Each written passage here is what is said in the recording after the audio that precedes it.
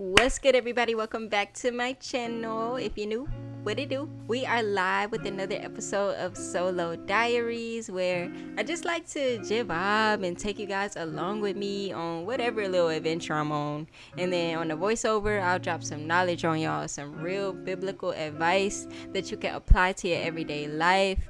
And I'll be talking to myself too, not just y'all, okay? And then I'll also have some solo diary episodes where there is no voiceover. It'll just be me vlogging and vibing for real. It's actually so many places that I want to go in Houston, bro. Like, I just love my city so much. It's definitely something to do for everybody here, no matter what you're into. So yeah, y'all stay tuned for all of that. But without further ado, let's get into today's episode, which is woe is me versus accountability.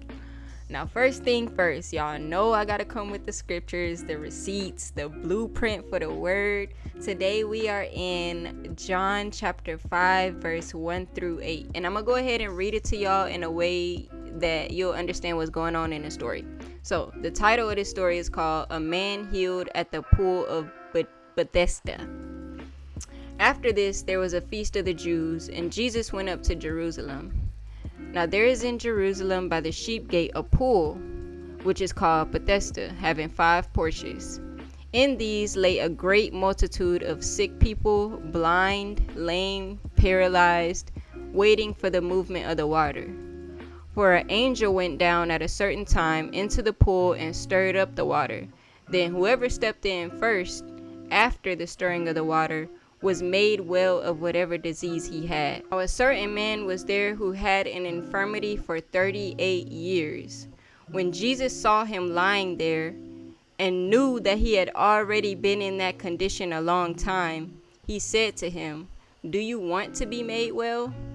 The sick man answered him, "Sir, I have no man to put me into the pool when the water is stirred up, and while I'm coming, another steps down before me." So Jesus said to him, "Rise, take up your bed and walk." And immediately the man was made well, took up his bed and walked. I want to ask you guys, what's something that you've been laying on for X amount of months, X amount of years, maybe something that's been in you since you were a child, and you've yet to jump into the pool? That sickness that the man had could represent a lot of things. It could represent your physical healing, your mental healing, fitness goals, healthy eating, finances, moving into a new environment, that business you wanted to start. What is your woe is me? I think sometimes we can have a misconstrued idea of God, and we think, oh, because God is so good, everything is just gonna fall in my lap. I won't have to do no work for it. And that is true. Sometimes it will happen that way, but a lot of things do require us to actually put in the work. Faith without works is dead. At the end of the day, we know that the world is an evil place, okay? There are evil things that have been done to us by other human beings. We've been in situations that we never asked to be in, all kind of freak accidents. I know and understand that. But I'm here to tell you, if you are still breathing, watching this video, then the Lord still has a plan and purpose for your life.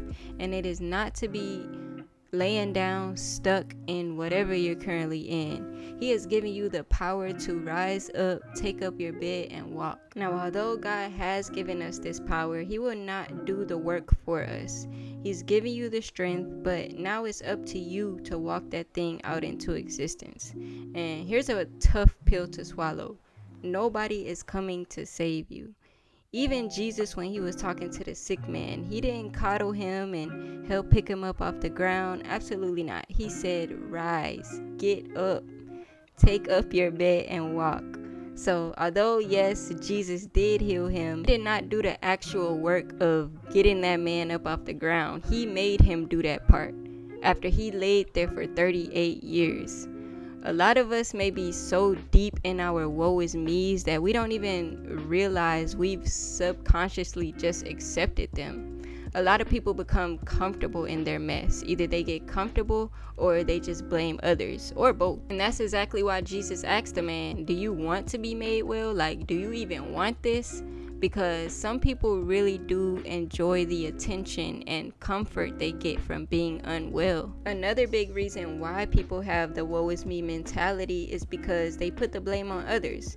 Y'all seen in the scripture, the sick man was ready for his excuse, okay? He said, well, ain't nobody here to put me down, and everybody always get it before me. And that sounds just like a lot of us. We be like, well, once he do this for me, once she stop doing that, so and so said they was gonna do this for me a while back, so now I gotta wait. Like, nah, just hang all that up, because if Jesus didn't even stoop down to help this sick man and baby him, then you know other people for sure not about to baby you. Maybe something traumatic happened to you in the past. You might need to look into therapy. It really sucks, but the only person responsible for healing that trauma is you and God at the end of the day. And just because you follow God does not mean that bad things won't happen to you. The Bible even say many are the afflictions of the righteous. But God has given you the power to overcome and be healed and be everything He's called you to be. But it begins with you holding yourself accountable and then putting in the work. I can share something personal that I've struggled with for a while, and that's double-mindedness. I be trying to figure out, like, well, should I do this? Should I do that? I got all these great ideas going back and forth so much, to the point that nothing ends up getting done. I look up, a year passes by, and I'm still in the same place I was a year ago in that particular area. A double-minded man is unstable in all his ways. I realize now that you have to decide on something and then actually believe that it'll come to pass. If you get so caught up in making the wrong choice, then you'll end up doing nothing. At the end of the day, God gonna always make sure you get where you need to be, so that don't even matter. But you have to take action on something. We have to shift from a place of woe is me to, all right, cool, this happened, that happened. Now I gotta come up with a plan to move forward, because I can't stay here. I can't spend another 38 years laying by this pool. I want to be healed. I want my next level. And ain't nobody coming to save me but God. He is with me. And even God is requiring me to put in some work. So that's what I'm gonna do. Now, please don't get offended and assume I'm saying that this is an easy thing to do, because that's not at all what I'm saying. It is not easy. Let's say you got a person that's been eating soul food their whole life, all the chitlins, all the pig feet, all the hog maws for 50 years. You think it's gonna be easy for them to change their eating habits? Do you think people with addictions can one day just wake up and randomly decide, like, well, I don't drink no more, I don't smoke no more? No ma'am, no sir, that is not how it works. But if you just take the first step by saying, I have an issue and I need to solve it, just saying that is an amazing start.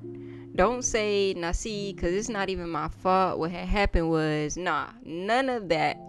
In the beginning, cool, you can acknowledge all of that. But eventually, it just boils down to, I have an issue and I need to solve it. Or, I have a goal and I need to achieve it, and then go from there. And I'm gonna be sharing even more with y'all about the things I've struggled with that God has brought me out of by me using the tools. And there's even people around me that I know have been through so much more than me and made it out and reached all kind of heights. And these are people that have learned to take some type of accountability, and they not even focused on who did them wrong. They not focused on the system, the overall state of the world. They just doing what they gotta do, minding their business to press forward. And I love seeing that. It's so inspiring. But that's all I have for today's video, y'all. It's time for me, for sure, or you, or us, to take accountability in these sicknesses in our lives, whatever your sickness may be, so that we can rise, take up our beds, and walk and be everything that God has called us to be. And I'm gonna leave y'all with 3 questions, okay? So the first question, what is the root of my sickness? Is it a lack of finances, a lost goal, a lost dream, a mindset, trauma? What is the reason that I've been here for 38 years? Second question, have I become comfortable in my sickness?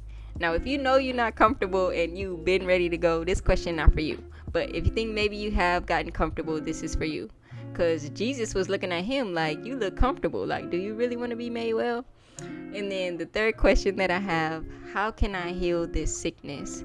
How can I move forward regardless of any obstacles standing in my way? So yeah, write those down, let them marinate, and I pray that God reveals all of the resources available to you to change your life, and know that He is with you every step of the way. So start with seeking Him first above all else.